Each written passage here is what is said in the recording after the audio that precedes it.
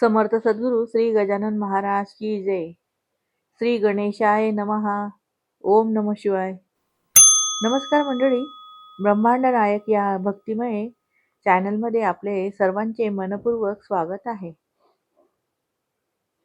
श्रावण महिना म्हणजे भगवान शिवाच्या भक्तीचा, उपासनेचा, शिव नामस्मरणाचा पवित्र काळ. आणि याच श्रावण महिन्यात येणारी नागपंचमी देखील आपल्या धार्मिक परंपरेतील एक महत्त्वाची तिथी आहे.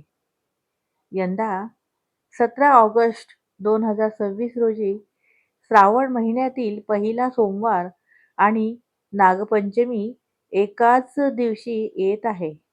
म्हणून आजच्या या विशेष व्हिडिओमध्ये आपण जाणून घेणार आहोत श्रावण सोमवारचे महत्त्व, नागपंचमीचे महत्त्व, भगवान शिव आणि नागदेवतेचा संबंध, नागपंचमीची एक प्रचलित कथा, या दिवशी पूजा कशी करावी, या विशेष दिवसातून आपल्याला कोणता आध्यात्मिक संदेश मिळतो. चला तर मग भक्तिभावाने सुरुवात करूया. मंडळी, श्रावण सोमवारचे महत्त्व असे की श्रावण महिना भगवान शिवाच्या उपासनेसाठी विशेष मानला जातो. श्रावणातील सोमवारच्या दिवशी अनेक शिवभक्त उपवास करतात, शिवलिंगावर जल अर्पण करतात, बेलपत्र वाहतात आणि ओम नमः शिवाय या मंत्राचा जप करतात. शिवपूजा करताना मोठ्या विधीपेक्षा मनातील श्रद्धा, भक्ती आणि निर्मळ भावना अधिक महत्त्वाच्या आहेत. म्हणून या दिवशी काही वेळ शांतपणे भगवान शिवाचे स्मरण करून त्यांच्यापुढे आपल्या मनातील भावना व्यक्त करणे ही भक्ती साधनेचा सुंदर भाग आहे. नागपंचमीचे महत्त्व ते म्हणजे कसे? मंडळी, श्रावण शुक्ल पंचमीला अनेक ठिकाणी नागपंचमी साजरी केली जाते. या दिवशी नागदेवतेचे पूजन आणि स्मरण करण्याची परंपरा आहे. आपल्या संस्कृतीमध्ये नागांना धार्मिक कथांमध्ये विशेष स्थान मिळाले आहे. भगवान शिवाच्या गळ्यातील नाग, भगवान विष्णूंचे शेषनागाशी असलेले नाते आणि अनेक पौराणिक कथांमधील नागांचे स्थान यामुळे नागदेवतेबद्दल श्रद्धा निर्माण झाली आहे. नागपंचमी आपल्याला निसर्गातील सर्पसृष्टीबद्दल आदर ठेवण्याची आणि सर्व जीवमात्रांविषयी करुणा बाळगण्याची भावना शिकवते. आता आपण भगवान शिव आणि नागदेवता यांच्याविषयी थोडं जाणून घेऊया. भगवान शिवाच्या प्रतिमेकडे पाहिले की त्यांच्या गळ्यात नाग विराजमान झालेला दिसतो. यामागे भक्तांसाठी एक सुंदर आध्यात्मिक संदेश पाहता येतो, ज्याच्याबद्दल मनुष्याला भीती वाटते, त्यालाही भगवान शिव आपल्या आश्रयात स्थान देतात. म्हणूनच नागदेवतेचे स्मरण करताना अनेक शिवभक्त भगवान शिवाचेही स्मरण करतात. या दिवशी आपण मनापासून म्हणू शकतो, ओम नमः शिवाय. मंडळी, या दिवशी म्हणजे नागपंचमीच्या दिवशी नागदेवतेची पूजा कशी करावी, आता आपण जाणून घेऊया. नागपंचमीच्या दिवशी नागदेवतेची पूजा आपल्या घरच्या परंपरेनुसार कशी करता येते. नागपंचमीच्या दिवशी सकाळी लवकर उठून स्नान करून स्वच्छ वस्त्रे परिधान करावीत. त्यानंतर घरातील देवघर स्वच्छ करून पूजा करण्याची जागा स्वच्छ करावी. नागपंचमीच्या पूजेसाठी नागदेवतेचे चित्र किंवा प्रतिमा ठेवता येते. काही ठिकाणी पाटावर नाग आणि नागपिल्लांची चित्रे काढून त्यांची पूजा करण्याची परंपराही आहे. येथे एक गोष्ट लक्षात ठेवणे महत्त्वाचे आहे. जिवंत साप पकडून किंवा त्यांना त्रास देऊन पूजा करण्याची आवश्यकता नाही. नागदेवतेचे चित्र, प्रतिमा किंवा आपल्या घरच्या परंपरेनुसार केलेले प्रतिकात्मक पूजन श्रद्धेने करता येते. पूजेसाठी काय साहित्य घ्यावे? आपल्या घरच्या परंपरेनुसार साधे साहित्य ठेवू शकता. स्वच्छ पाट किंवा पूजेची जागा, नागदेवतेचे चित्र किंवा प्रतिमा, पाणी, अक्षता, हळद-कुंकू, फुले, धूपदीप, नैवेद्य किंवा आपल्या परंपरेनुसार प्रसाद. मंडळी, साहित्यासाठी मोठी यादी असणे आवश्यक नाही. श्रद्धेने आणि स्वच्छ मनाने केलेली पूजा महत्वाची आहे. नागदेवतेचे चित्र कसे ठेवावे? पाट स्वच्छ करून त्यावर रांगोळी काढावी. त्यावर नागदेवतेचे चित्र किंवा आपल्या परंपरेनुसार नागाचे चित्र काढावे. काही कुटुंबांमध्ये नाग आणि नागपिल्लांची चित्रे काढण्याची परंपरा आहे. त्यामुळे आपल्या घरात अशी परंपरा असेल तर ती श्रद्धेने पाळू शकतात. आता पूजेची सुरुवात कशी करायची? सर्वप्रथम श्री गणेशाचे स्मरण करून पूजा सुरू करावी. हात जोडून मनात प्रार्थना करावी.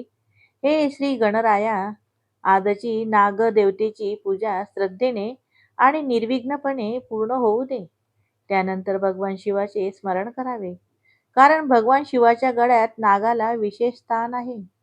त्यामुळे नागपंचमीच्या दिवशी नागदेवतेचे पूजन करताना भगवान शिवाचेही स्मरण करणे भक्तिभावाने केले जाते. आता नागदेवतेसमोर हात जोडून म्हणावे, हे नागदेवता, आपल्या चरणी माझा नमस्कार. आमच्या कुटुंबावर आपली कृपादृष्टी राहू दे. सर्वांना सुख, शांती, आरोग्य आणि सद्बुद्धी लाभू दे. यानंतर आपल्या घरच्या परंपरेनुसार नागदेवतेला पाणी अर्पण करावे. अक्षता, हळद, कुंकू आणि फुले अर्पण करावीत. धूप दीप लावावा. त्यानंतर नागदेवतेला आपल्या परंपरेनुसार नैवेद्य दाखवावा.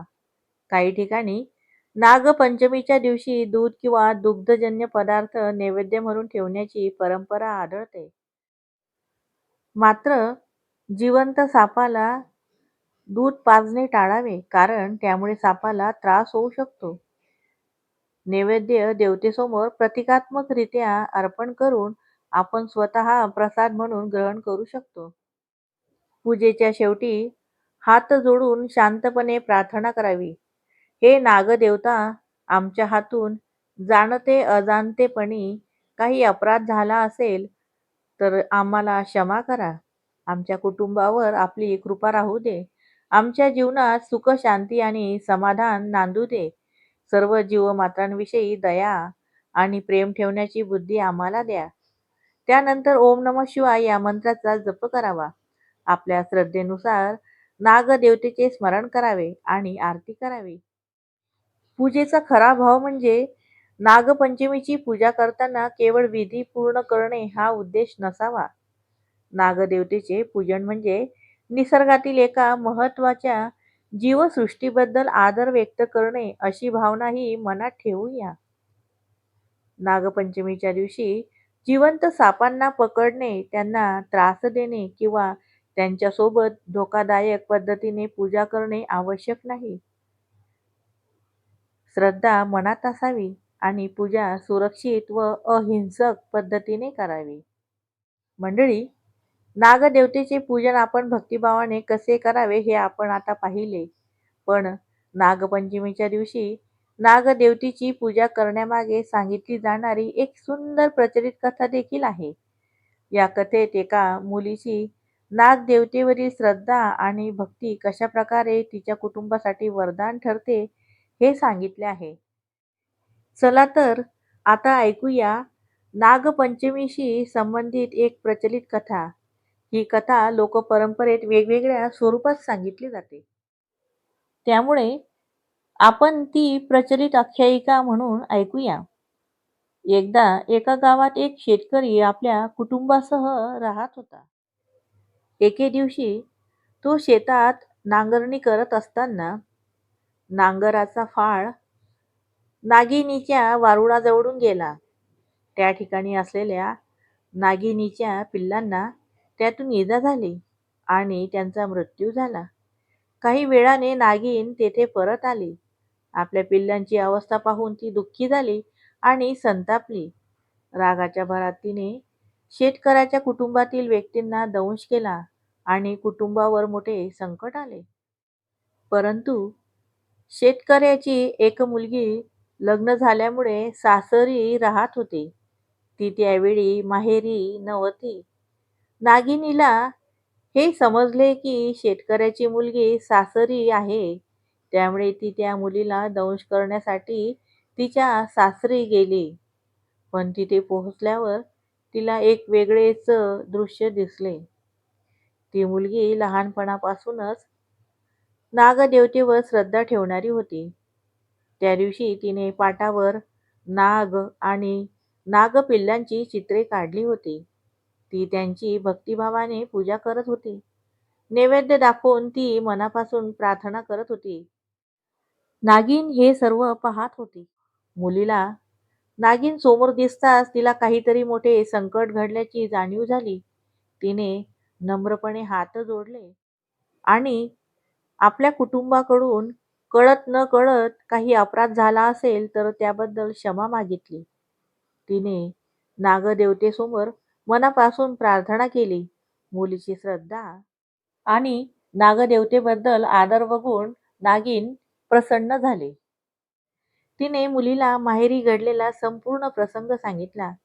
हे ऐकून मुलीला आपल्या कुटुंबाची चिंता वाटली.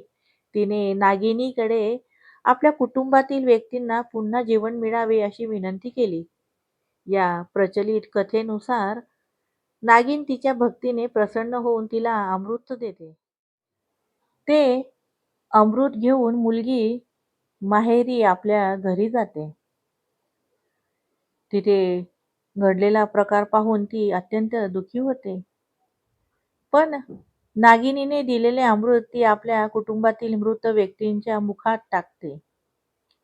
कथेप्रमाणे त्या अमृताच्या प्रभावाने कुटुंबातील मृत व्यक्तींना पुन्हा जीवन मिळते. आपल्या कुटुंबातील व्यक्ती पुन्हा जिवंत झाल्याचे पाहून त्या मुलीला खूप आनंद होतो. मुलगी आपल्या कुटुंबाला सासरी घडलेली संपूर्ण घटना सांगते. शेतकरीला आपल्या मुलीकडून नागदेवतेच्या भक्तीचे आणि क्षमा याचनेचे महत्त्व समजते. शेतकरी आपल्या मुलीला विचारतो, मुली, नागदेवतेची अशी कृपा मिळावी यासाठी हे व्रत कसे करावे? त्यावर मुलगी त्याला सांगते की नागदेवतेबद्दल मनात श्रद्धा ठेवून भक्तिभावाने पूजा करावी आणि जाणते अजाणतेपणी झालेल्या अपराधाबद्दल मनापासून क्षमा मागावी. ती पुढे सांगते, जीव कितीही उग्र किंवा भयंकर असला तरी त्याच्याशी प्रेमाने किंवा नम्रतेने वागून मनापासून क्षमा मागितली तर त्याचा राग शांत होऊ शकतो. मुलीच्या या शब्दांनी शेतकऱ्याला नागदेवतेच्या पूजेचे महत्त्व समजते. त्या दिवसापासून शेतकरी नागपंचमीच्या दिवशी श्रद्धेने नागदेवतेचे पूजन आणि व्रत करू लागतो. अशा या प्रचलित कथेत सांगितलेली परंपरा आहे. नागपंचमीच्या दिवशी काही घरांमध्ये विशिष्ट आचार विचार पाळण्याची परंपरा आहे. त्यामागे धार्मिक श्रद्धा आणि लोकपरंपरा जोडलेल्या आहेत. काही ठिकाणी या दिवशी तळलेले पदार्थ खाल्ले जात नाही. तसेच शेतजमीन खणणे, नांगरणे किंवा माती खोदणे टाळले जाते. काही घरांमध्ये भाजी चिरणे, तव्यावर शिजवणे आणि भात शिजवणे टाळण्याची परंपरा आहे. या प्रथा नागदेवतेला विश्रांती देणे आणि त्या दिवशी भूमीला त्रास न देणे या श्रद्धेशी जोडल्या जातात. मात्र या सर्व प्रथा प्रत्येक प्रदेशात आणि प्रत्येक कुटुंबात सारख्या नसतात. त्यामुळे आपल्या घरची परंपरा आणि श्रद्धा जशी असेल त्यानुसार हा दिवस पाळावा. अशा प्रकारे या प्रचलित कथेतून नागदेवतेवरील श्रद्धा, भक्ती, क्षमा आणि सर्व जीवमात्रांविषयी आदर यांचा संदेश दिला जातो. या कथेकडे केवळ चमत्काराची कथा म्हणून न पाहता तिच्यामध्ये असलेला भावार्थही समजून घेऊया. आपल्या हातून चूक झाली तर अहंकार न ठेवता मनापासून क्षमा मागावी. प्रत्येक जीवाबद्दल दया आणि आदर ठेवावा आणि श्रद्धा ही केवळ पूजेत नसून आपल्या विचारात आणि आचरणातही दिसली पाहिजे. नागपंचमीची ही कथा आपल्याला हाच सुंदर संदेश देते. नागपंचमीच्या दिवशी काय करावे? या नागपंचमीच्या दिवशी सकाळी स्नान करून स्वच्छ वस्त्रे परिधान करावीत. आपल्या घरच्या परंपरेनुसार नागदेवतेचे पूजन करावे. भगवान शिवाचे स्मरण करावे.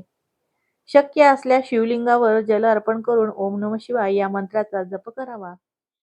नागदेवतेचे पूजन करताना मनात श्रद्धा आणि कृतज्ञतेची भावना ठेवावी.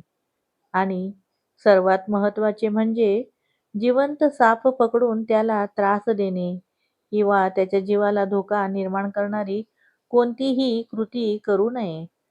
नागदेवतेचा आदर म्हणजे सर्पसृष्टीचा आणि निसर्गाचा आदर करणे. आता विचार करा, एकीकडे श्रावणातील पहिला सोमवार, भगवान शिवाची उपासना करण्याचा दिवस आणि त्याच दिवशी नागपंचमी म्हणजे नागदेवतेचे स्मरण आणि पूजन करण्याची परंपरा. भगवान शिवाच्या गळ्यात नागाचे स्थान आहे. म्हणून हा दिवस आपल्याला शिवभक्ती आणि निसर्गाविषयी आदर या दोन्ही भावना मनात जागृत करण्याची संधी देतो.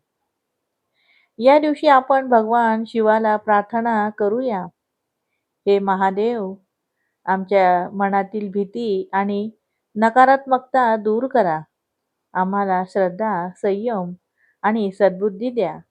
सर्व जीवमात्रांविषयी दया आणि प्रेम ठेवण्याची शक्ती द्या. या सर्वांमधून आपल्याला एक छोटासा आध्यात्मिक संदेश मिळतो. तो म्हणजे श्रावण सोमवार आपल्याला भक्ती आणि शिवस्मरण शिकवतो. नागपंचमी आपल्याला निसर्ग आणि जीवसृष्टीचा आदर शिकवते. म्हणून या दोन्हींचा सुंदर संगम आपल्याला एकच गोष्ट सांगतो. देवाची पूजा करताना त्याच्या सृष्टीचाही आदर करा.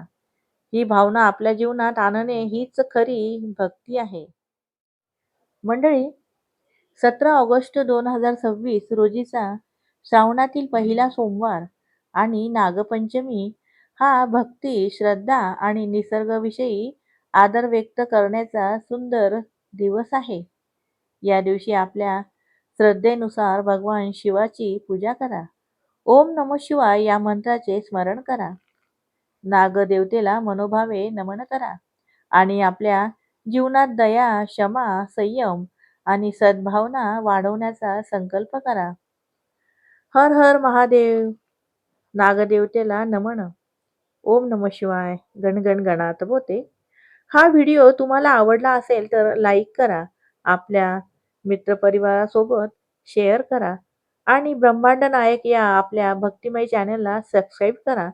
पुन्हा भेटूया अशाच भक्तिमय आणि ज्ञानवर्धक विषयांसह.